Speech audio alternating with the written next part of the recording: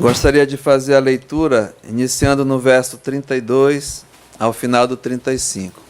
Evangelho segundo escreveu Mateus, capítulo 24 e o verso 32. Diz assim a palavra de Deus: Aprendei, pois, a parábola da figueira. Quando já os seus ramos se renovam e as folhas brotam, sabeis que está próximo o verão. Assim também vós, quando virdes todas estas coisas, sabei que está próximo às portas. Em verdade vos digo que não passará esta geração sem que tudo isto aconteça. Passará o céu e a terra, porém as minhas palavras não passarão. Vamos orar. Pai, é verdade, Senhor, passarão os céus, passarão a terra, porém as tuas palavras, Senhor, não passará. E nessa noite nós temos a plena convicção, a plena certeza que o Senhor virá em breve. E assim, Pai, essa promessa fiel e verdadeira são para aqueles que estão te aguardando. Que nessa noite, Pai, a tua palavra venha mesmo nos animar, nos fortalecer, nos encorajar. E também, Pai, seja de revelação àqueles que ainda não estão percebendo, ainda não estão atentos, que o Senhor pode vir a qualquer momento. E só irá contigo, Pai, os que forem mesmo os teus, os escolhidos, aqueles que entregaram as suas vidas ao Senhor. E que nessa noite, Pai, a tua palavra venha mesmo cheia de graça, de verdade, esclarecedora. E o teu Santo Espírito, ele que é o autor da palavra, ele venha mesmo, Pai, falar aos nossos corações. Venha mesmo fazer a obra toda especial de convencimento. E assim faz a tua vontade, Pai, em cada vida aqui presente. Nós entregamos cada pessoa, amigo, em tuas bondosas mãos. No nome de Jesus, amém. Podemos assentar. Muito bem, é bem notório que o assunto que nós estamos tratando é sobre a segunda vinda do Senhor, a sua volta a esse mundo. Jesus prometeu, é verdade, as suas promessas, a sua palavra é fiel e é verdadeira. Nós acreditamos e esperamos também, né? E eu tenho mostrado, irmãos, mesmo nesse capítulo 24, quando os discípulos, eles tinham mesmo a curiosidade, perguntaram: Senhor, que sinal haverá da tua vinda e da consumação dos séculos? E nós temos avançado nesses domingos e chegamos assim, e temos mostrado os sinais, porque o dia e a hora nós não sabemos, né? Aliás, ninguém sabe, nem o próprio Jesus. Nesse mesmo a passagem que você tem aberta na sua mão, a palavra, diz aqui no verso 36, olha: mas a respeito daquele dia e da hora, ninguém sabe, nem os anjos dos céus, nem o próprio Jesus, nem o Filho que está nos céus, senão somente o Pai. É de autoridade somente de Deus, né? Mas nós temos assim os sinais que se mostram a cada dia. E nós estamos vendo e assim mostrando aos amados que têm chegado aqui a importância que é saber, ter conhecimento dessas coisas, porque é um assunto até negligenciado no meio da igreja, no meio mesmo da igreja mundial. Pouco se ouve falar da segunda vinda de Jesus Cristo, mas é um fato, né? E aqui nós temos sentido esse privilégio de, juntamente com os irmãos, mostrar essas verdades. E os discípulos perguntaram: Senhor, né, que sinal haverá da tua vinda? E Jesus disse como estaria mesmo o mundo em que nós estamos até vivendo, as condições do mundo, e ele falou várias coisas, né? Deu vários sinais. É só pertinho aqui, no capítulo 24 mesmo, no versículo 4. Olha. E ele lhes respondeu, é Jesus, né? Vede que ninguém vos engane, porque virão muitos em meu nome, dizendo, eu sou o Cristo, e enganarão a muitos. E temos que ter muito cuidado. E eu tenho alertado aos irmãos que têm vindo aqui, aos amigos, para não acreditarem em qualquer um que está falando, dizendo que é da parte de Deus. Qualquer espírito, porque há muitos espíritos enganadores. E a Bíblia diz, Senhor Jesus, que enganarão a muitos. Mas olha o que ele diz, e certamente, é fato, ouvireis falar de guerras e rumores de guerras. Vede, não vos assusteis, porque é necessário assim acontecer, mas ainda não é o fim.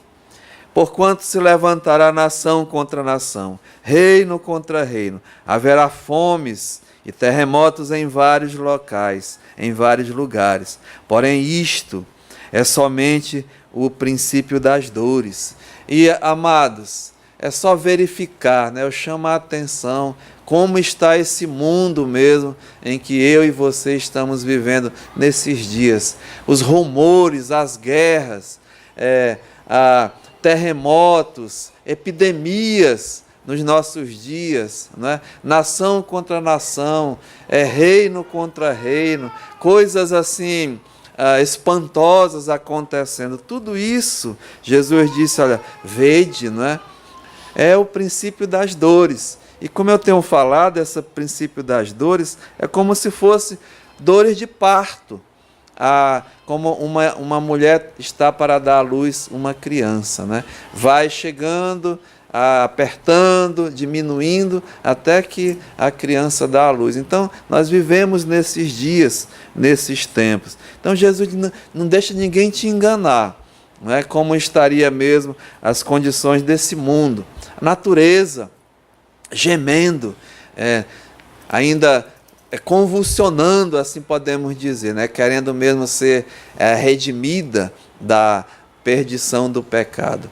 Não as condições do mundo. Também vimos Jesus falando como estaria os próprios homens, vivendo nesse mundo. E nessa passagem que nós lemos aqui bem pertinho, a partir do verso 37, ele diz, olha, Jesus falando, E nós temos dito aqui, apenas repetimos o que Jesus diz. Veja, verso 37.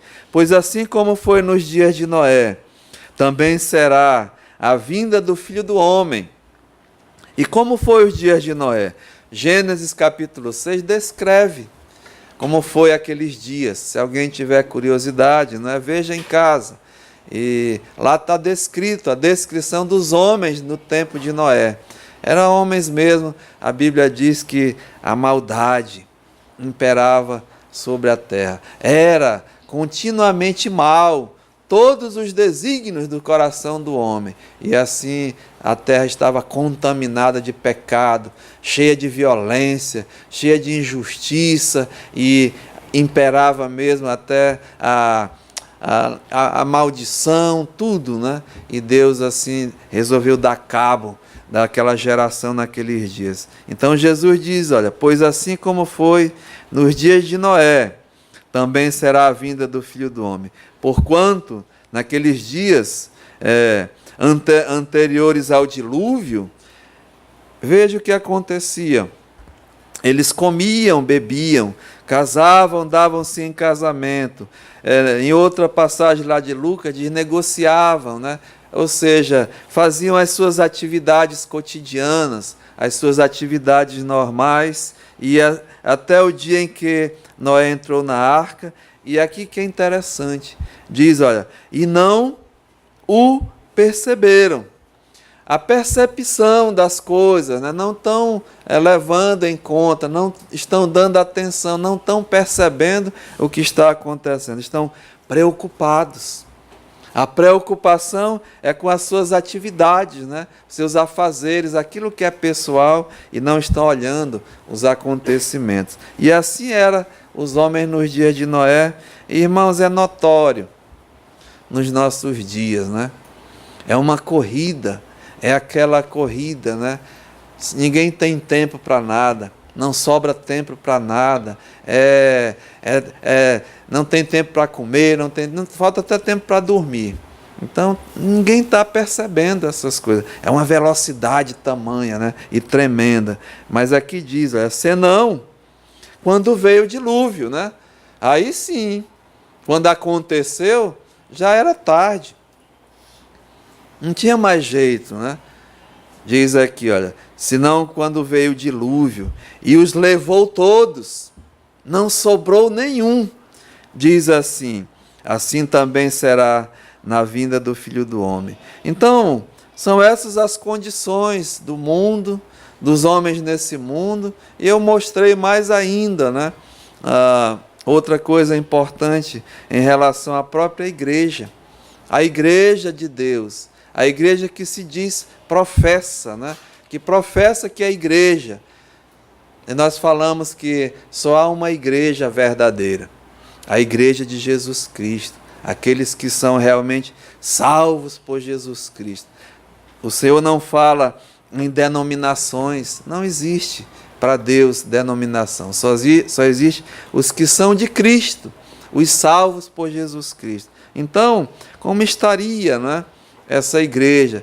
E eu mostrei nos últimos estudos que o apóstolo Paulo, escrevendo aos Tessalonicenses, no capítulo 2 de 2 Tessalonicenses, algo importante, muito importante. Diz assim, olha, 2 Tessalonicenses 2, verso 1. Irmãos, no que diz respeito à vinda de nosso Senhor Jesus Cristo e a nossa reunião com Ele, nós vos exortamos, nos alertamos, né? Alertamos a vós, a que não vos demovais da vossa mente. Não tira isso da tua cabeça, né? Esse pensamento. E ele diz, olha, com facilidade, nem vos perturbeis, quer por espírito, quer por palavra, quer por epístola, como se procedesse de nós, supondo tenha chegado o dia do Senhor. Essa palavra é importante aqui, olha, ninguém de nenhum modo vos engane, não deixa ninguém te enganar, porque isto, ou seja, o dia do Senhor, né, a segunda vinda, isto não acontecerá sem que primeiro venha a apostasia. E nós mostramos que o que é realmente a apostasia? A própria palavra de Deus respondeu, a igreja, né, apostatar. E tem 4 coisas que nós vimos. A primeira é que seria abandonar a própria fé que um dia professou. Abandonar. Por quê? Por desobedecer a palavra de Deus e a obedecer a outros, né? Que nós vimos a espíritos enganadores e a ensinos de demônios. Pessoas que estão ensinando erradamente, né? E até ensino de demônios mesmo. E mostramos muito isso. A segunda coisa foi mesmo a igreja que estava abastada, né? Rica. Igreja mesmo cheia de dinheiro. A igreja mesmo que não precisa de Deus, tá mesmo tudo bem. É aquelas coisas que nós estamos vendo hoje, né? Igreja abastada, longe de Deus. E Jesus diz, olha, eu aconselho que compres de mim o ouro, né? As vestes e o colírio para veres. E te arrepende-te e vem. Eis que estou à porta e bato. Se alguém ouvir a minha voz, eu entrarei. E abrir, né, a sua porta, eu entrarei e estarei e cearei com ele, e ele comigo. Então, a igreja abastada, rica. Também nós vimos a igreja acomodada espiritualmente falando, adormecida, não está assim percebendo, né? e uma igreja mesmo que está se afastando das coisas de Deus, uma igreja que está mesmo associada até com as coisas do mundo. O mundo já está dentro da igreja. O que estão fazendo aí nas igrejas é coisa absurda, né?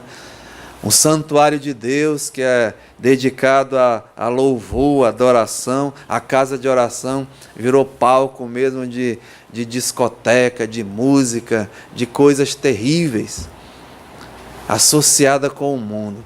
Coisas mesmo terríveis, meus amados. Temos que estar atentos a essas coisas, né? Mas tem uma quarta coisa que eu queria mostrar hoje à noite, né? Primeiro, as condições do mundo.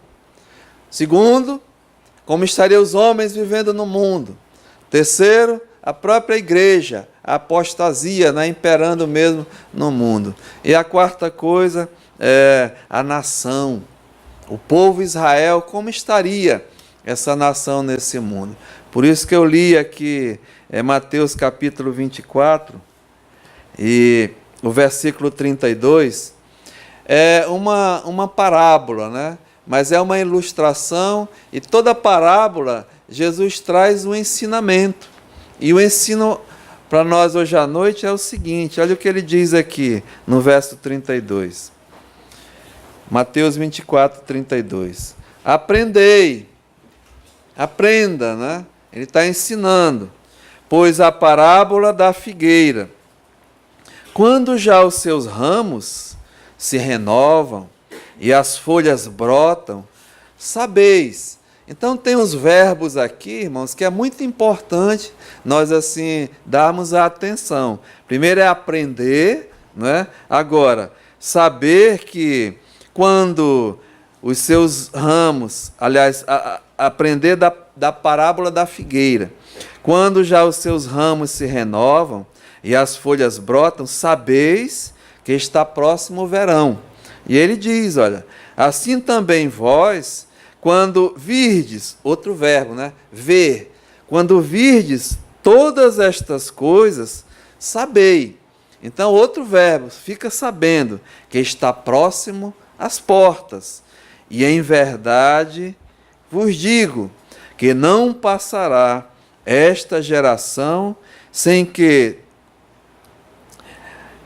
tudo isto aconteça.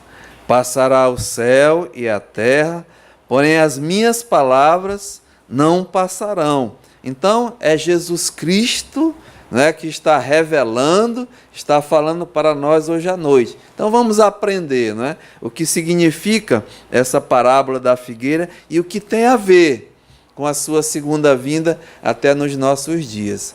Meus amados, nós não temos tempo, né, mas lhe digo com toda certeza, a figueira, em todas as Escrituras, é uma planta, uma árvore ali da região de Israel, né? E é mesmo relativa à nação Israel. É fácil provar isso nas Escrituras, mas Jesus está falando da nação, né? E existe uma coisa bem distinta em nação Israel e igreja. São duas coisas diferentes. E até muito mesmo nos nossos dias, e homens de teologia preparadíssimos, mas que à luz das Escrituras, aí é questão de... eu não vou discutir, né? Eu apenas cito o que está escrito. Eu não entro em confusão, eu não entro em debates, mas sempre aqui nós nos dispusemos a dizer assim, está escrito, né? Pessoas maravilhosas, mas eu apenas leio o capítulo e o versículo, né? Então, quando fala mesmo da nação Israel, o povo de Deus, é um povo que Deus escolheu na pessoa de Abraão. E toda mesmo essa nação, Deus tem um plano para essa nação. Até no final da Bíblia é fácil mesmo de mostrar isso. E quando Deus, Jesus Cristo, veio a essa terra, Ele não falou em nação, Ele falou em igreja. Eu, né, edificarei a minha igreja. Então, igreja é totalmente diferente de nação Israel. Então aqui Jesus está tratando, nesse capítulo 24, é com o povo judeu, é com a nação. Jesus não trata da igreja, não tem alusão à igreja em nenhuma parte aqui, mas ele fala da nação Israel. Então ele diz aqui, olha, quando a figueira, né, renovar e as folhas brotarem, quando já os seus ramos renovarem e as folhas brotam, sabeis que está próximo o verão. O que significa isso? Olha, essa nação Israel, Deus tem um plano para ela. Mas no ano 70, até da nossa era, nessa mesma passagem, se você ver lá no início, os discípulos estavam mostrando para Jesus as construções do templo, a beleza que era. E Jesus fez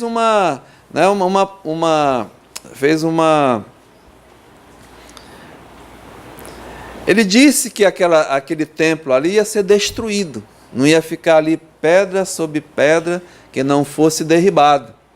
E aconteceu, no ano 70 da nossa era, o Império Romano foi ali e destruiu aquele templo, os muros de Jerusalém, e a nação judaica, a partir daquele dia, foi dispersa, né? Fala mesmo que o povo de Israel, ele foi mesmo disperso por toda a terra. É um fato, né?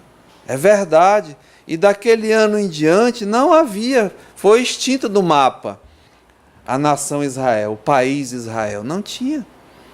Os judeus foram espalhados por todo o mundo, menos em Israel. Então, do ano 70, já agora, né, em 1945, quando estourou a Segunda Grande Guerra, e o povo judeu foi um dos mais perseguidos, né, pelo sanguinário Hitler, exterminou, matou 6 milhões de judeus.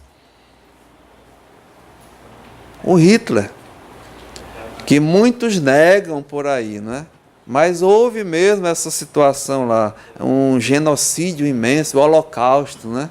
6 milhões de judeus foram mortos durante a Segunda Guerra Mundial. Mas ali depois houve um movimento chamado o sionismo, né? Relativo ao Monte Sião. E ali a nação Israel, com a vitória dos aliados, Deus mesmo os conduziu novamente à terra. E no ano de 1948, as Nações Unidas declarou Israel como uma nação. O Conselho de Segurança da ONU, presidido por um brasileiro, né? Ele mesmo, assim, com todo o Conselho e a ONU, estabeleceu Israel como nação novamente. Ou seja, a figueira se renovou, as folhas voltaram a brotar. O mapa do mundo foi ali estabelecido, Israel, né? Está lá, já está ali. Então Jesus diz, olha, veja, né? Aprendei e vede quando a figueira brotar novamente, os ramos se renovarem, sabeis que está próximo o verão, né? E ele diz aqui, olha, assim também vós, quando virdes todas estas coisas, sabei que está próximo às portas. Até 1948, irmãos, muitos, né, homens que morreram antes dessa data não viram. Não tinha Israel no mapa mundial, não tinha nação. Mas aqui é importante que ele diz, olha, quando virdes. Quem é que está vendo essas coisas, né? Você, eu, a história está aí para contar. Então nós somos pessoas que estamos vendo essas coisas, que Israel já está lá, né? A nação Israel tem sua pátria lá, o judeu está lá, e estão voltando, irmãos, né?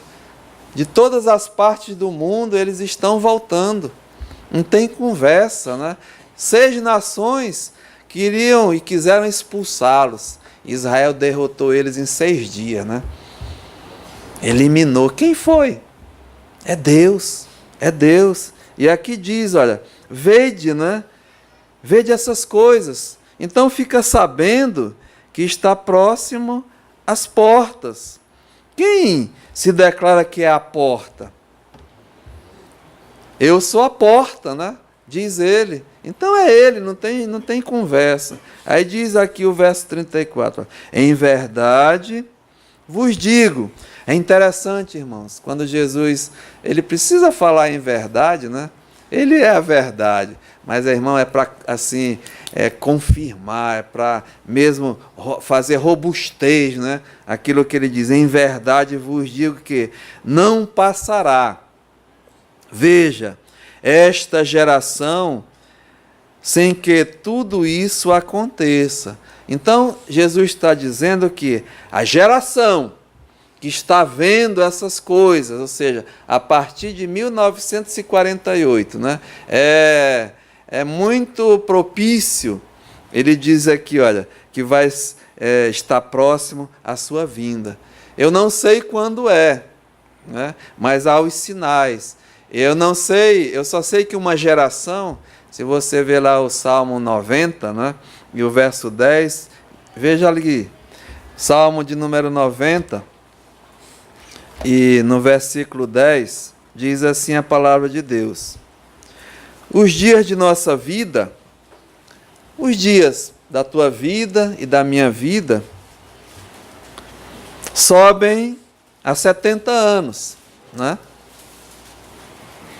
Ou, em havendo vigor, vai a 80. São bênçãos, né? De 70 a 80. E vai até mais, mas a Bíblia diz que é ao redor disso daí, né? Nesse caso, o melhor deles é canseiro e enfado, porque tudo passa rapidamente e nós voamos. Então, uma geração, podemos dizer que varia de 70 a 80 anos.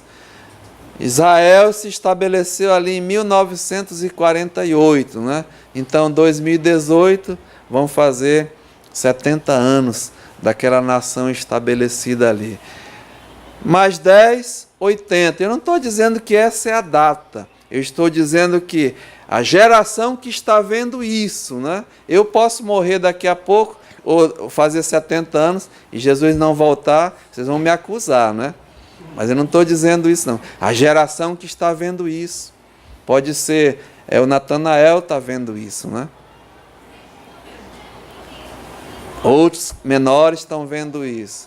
Pastor Fred dizia que, na época, ele tinha um professor. O professor dizia assim, de forma até gozando: ei, Fred, rapaz, Israel não existe no mapa, né? Não existe essa nação. E o professor morreu e não viu, não. E ele disse, pobre do meu professor, né?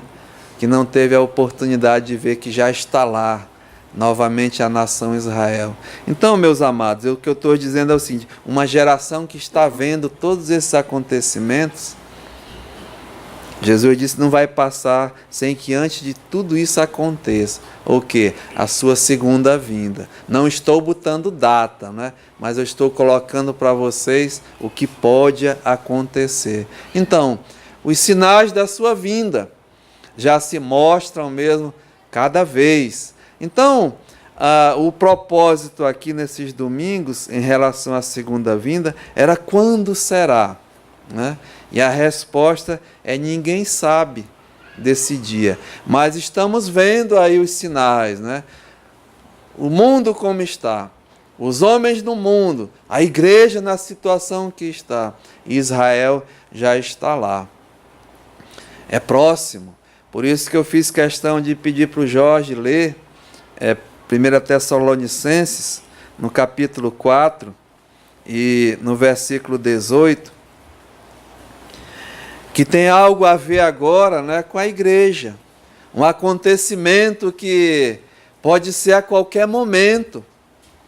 As condições que eu mostrei já estão aí, não tenho nenhuma dúvida em relação a isso. E aqui o apóstolo Paulo está dando uma revelação para essa igreja, a igreja de Tessalônica, em que ele tratava muito, aliás, não só Tessalônica, mas em todas as suas epístolas. E a igreja primitiva, ela estava assim, ávida, né? Aguardando a vinda do Senhor Jesus. Já eles estavam querendo saber quando é que isso ia acontecer. E Paulo, assim, trata do assunto e começou a morrer irmãos, né? E perderam a vinda de Jesus Cristo. Aí Paulo vai esclarecer. Então ele diz aqui, ó, 1 Tessalonicenses 4,13: não queremos, porém, irmãos. Então é uma carta endereçada aos irmãos de Tessalônica. Mas, irmãos, a Bíblia, né, é a palavra de Deus. E é também endereçada aos irmãos hoje aqui na igreja Hebron. Né? Ficar esclarecido dessas coisas. Diz, não queremos, porém, irmãos, que sejais ignorantes. Ninguém está tratando ignorante como uma afronta a ninguém, mas ignorante ao assunto. Né? Eu sou ignorante a um monte de assuntos, né? A maioria. Eu sei de algumas coisas, mas o que Paulo está dizendo, não sejais ignorantes com respeito aos que dormem, né? Aos que morrem. Mas Paulo é tão especial que ele não trata os crentes como alguém que morre. Ele trata alguém que dorme. E com respeito aos que dormem, para não vos entristecerdes como os demais que não têm esperança. É esse o ponto aqui. Existe um povo que tem esperança. E existe um povo que não tem esperança. Por quê? Porque quando morre, e nós assim até somos testemunhas, a gente fica desesperado, né? Não sabe para onde vai, aquela situação terrível, triste mesmo, porque a morte, irmãos, a morte é algo terrível. A morte, ela traz tristeza. A morte, ela traz separação. A morte separa amigos, né? Famílias, entes queridos. A morte é uma inimiga tua, minha, e inimiga de Deus. Deus trata como inimigo. Por quê? Porque a morte é a consequência do salário do pecado, né? O salário do pecado é o quê? É a morte. E quem morre em pecado, infelizmente, né, não tem esperança. E a Bíblia mostra esse tipo de pessoa. Veja Efésios capítulo 2, e o versículo 12. Diz assim, olha: naquele tempo, Paulo também aqui está escrevendo a outra igreja e descrevendo o que é uma pessoa realmente sem esperança. Olha a triste situação que é. Naquele tempo, estáveis sem Cristo. Então, uma pessoa que não tem esperança é uma pessoa que está sem Cristo. Diz mais, olha, separados da comunidade de Israel.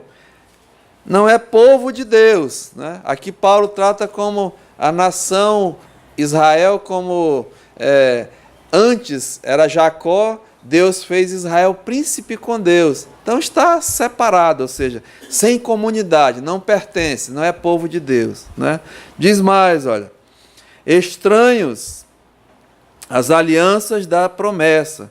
Não tem promessa nenhuma uma pessoa dessa. Sem Cristo, sem comunidade, sem promessa. E diz, olha, não tendo esperança. Sem esperança. E aqui uma coisa muito triste, né?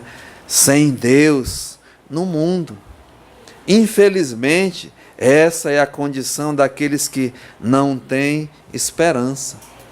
Será que eu falo hoje à noite com alguém que se encontra nessas condições aqui? É bom verificar como nós estamos andando diante de Deus.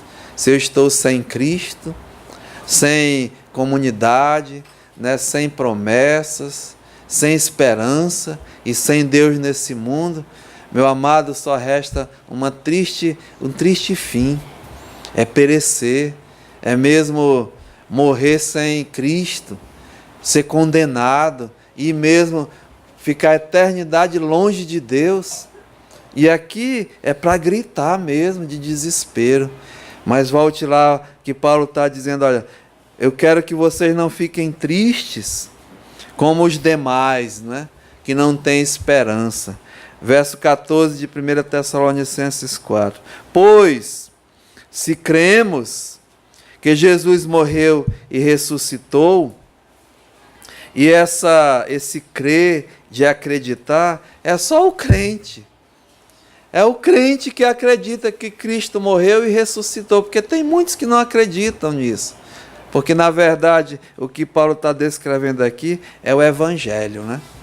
O que é o Evangelho? É que Cristo morreu pelos nossos pecados, segundo as Escrituras, e que foi sepultado e ressuscitou ao terceiro dia, segundo as Escrituras. Então, é quem crê no Evangelho, que as boas novas de salvação tem essa esperança. E assim diz, olha, pois se cremos que Cristo morreu e ressuscitou, e é um fato, né?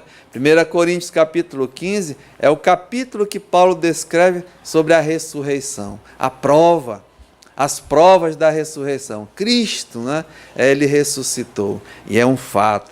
Então diz assim, olha, se cremos que Jesus Cristo morreu e ressuscitou, assim também, mediante Deus, né? Assim também Deus, mediante Jesus, trará juntamente em sua companhia os que dormem. Então o que é que Paulo está dizendo?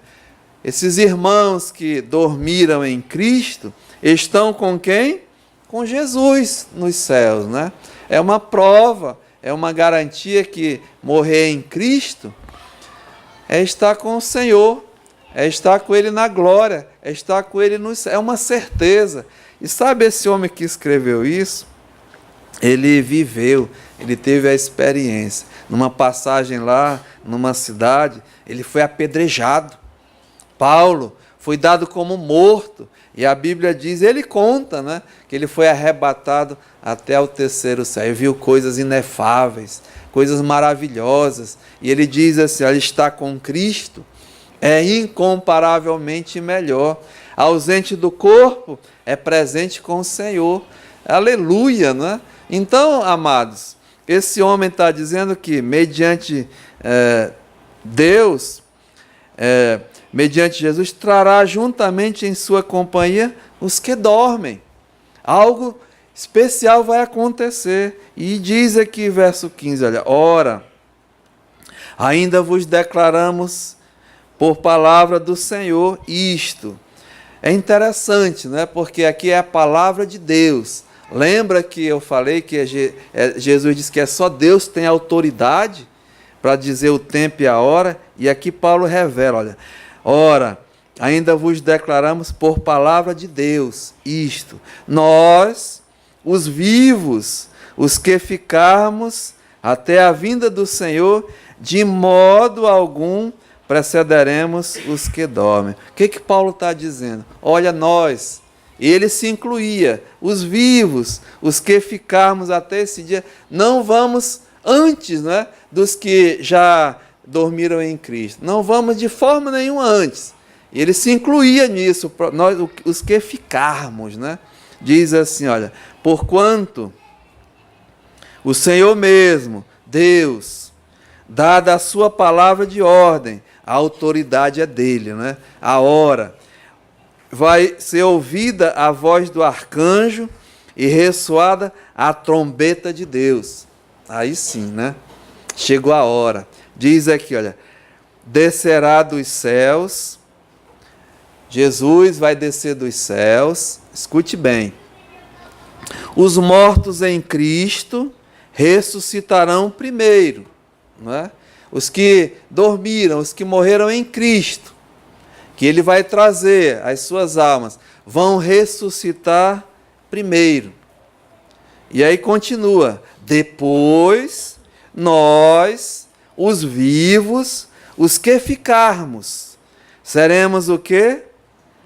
Arrebatados. Irmãos, mais claro do que isso, então nós participaremos, nós somos da igreja de Jesus que está esperando esse dia, né?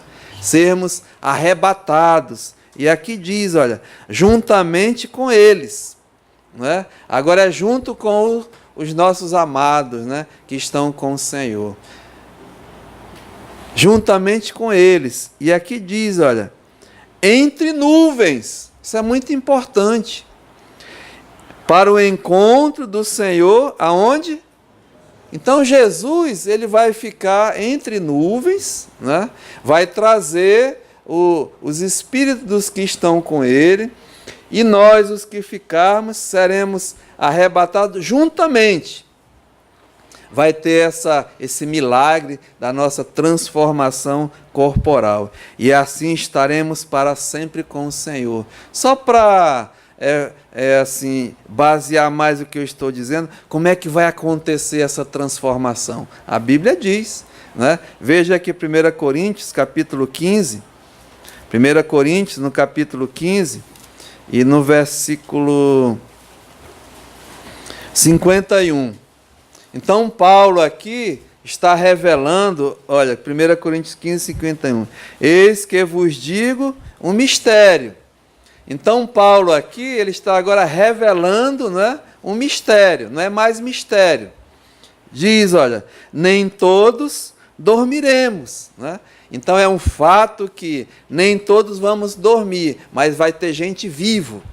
Quando Jesus vier nos céus nos buscar. Nem todos dormiremos, mas veja, transformados seremos todos. No momento, no abrir e fechar de olhos. É uma coisa assim, ó. Não, é tão rápido que ninguém vai perceber. Diz aqui, olha, ao ressoar a última trombeta, a trombeta soará e os mortos ressuscitarão incorruptíveis. Então, todos os que dormiram em Cristo, os corpos estão aqui, né? Desde Adão até Jesus Cristo buscar, estão ainda aguardando, né? Todos, sem exceção, é o que diz aqui. Ressuscitarão com um corpo incorruptível, um corpo à semelhança de Jesus Cristo. Aí veja, e nós, né? Olha agora, os vivos, nós seremos o quê? Transformados. Nós não vamos passar pela experiência da morte. Alguns, né? Mas eu quero passar. Sinceramente. Eu sou do partido do pastor Fred, né? Tinha um amigo dele, um grande pregador, que ele dizia que gostaria de passar. Experimentar o vale da sombra da morte e não temer, né? E ele já passou. E eu estou querendo também, irmãos. Eu não tenho nenhum medo da morte. Nenhum. A morte vai me levar logo para a presença de Deus. Bye, bye. Tchau, né? Já estou lá. Vocês vão ficar ainda aqui nesse mundo terrível, cheio de violência. Eu queria ir hoje, né? Deus sabe, né? Deus sabe.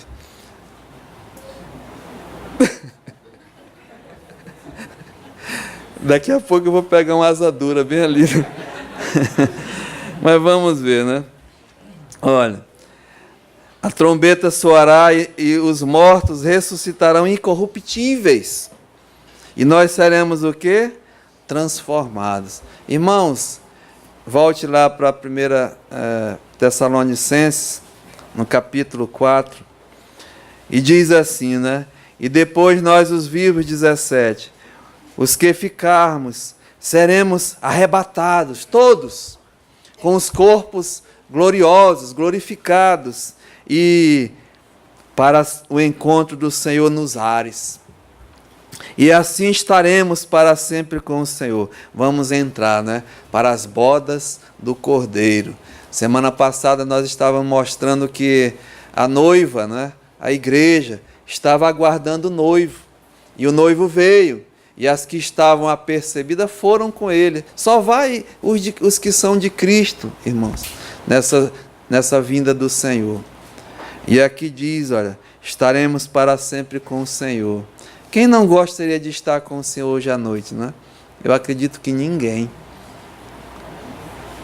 Todos gostariam de estar, né? É isso? Eu falei certo? Falei errado, né?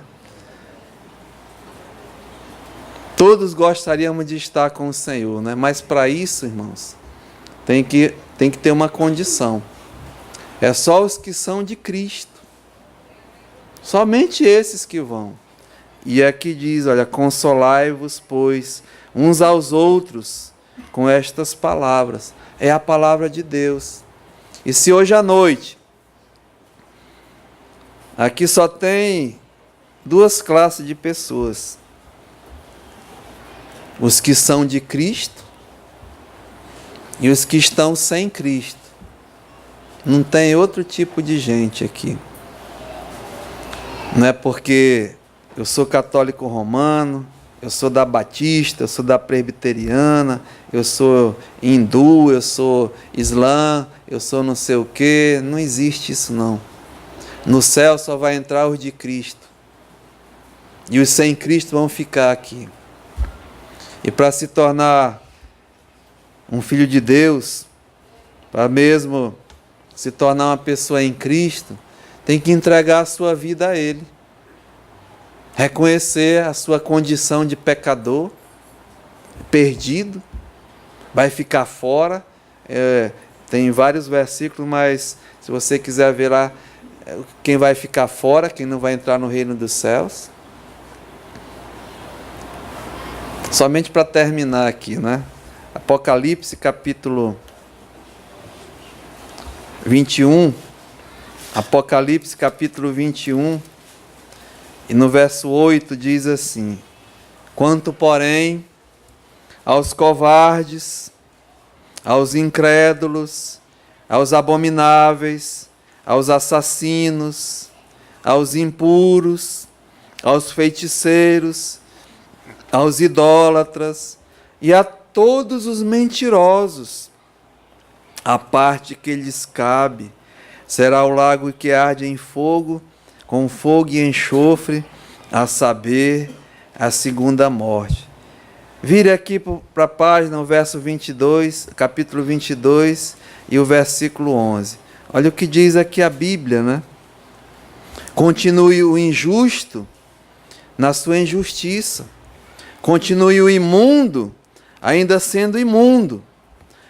E o justo continue na prática da justiça, e o santo continue a santificar-se. Verso 17.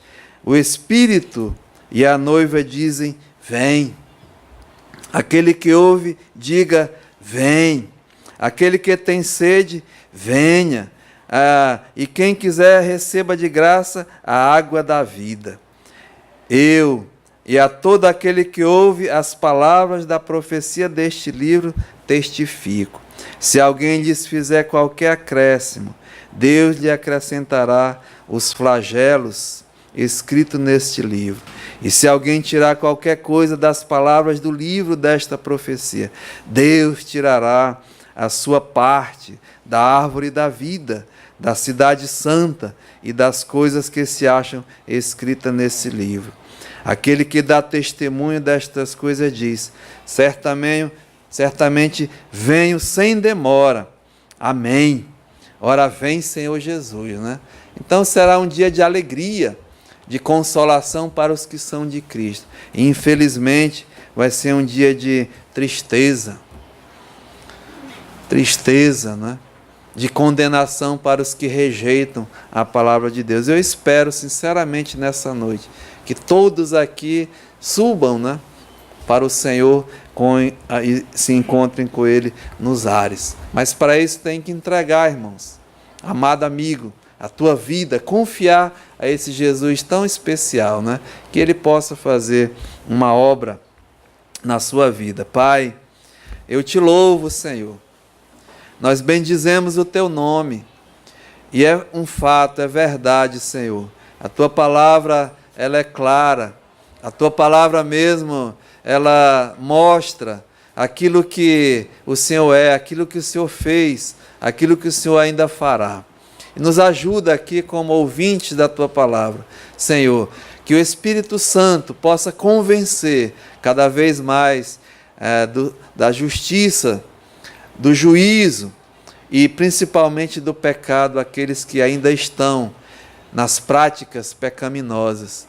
Que possa mesmo, Pai, reconhecer, se arrepender, confessar a Ti, e o Senhor é justo e fiel para nos perdoar e dar esse presente da salvação, a vida eterna, e esperando aquele dia, Pai, em que o Senhor virá nos buscar.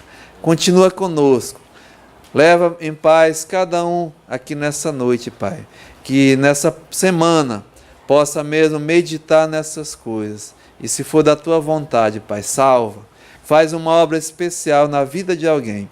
É essa a nossa oração. No nome de Jesus. Amém.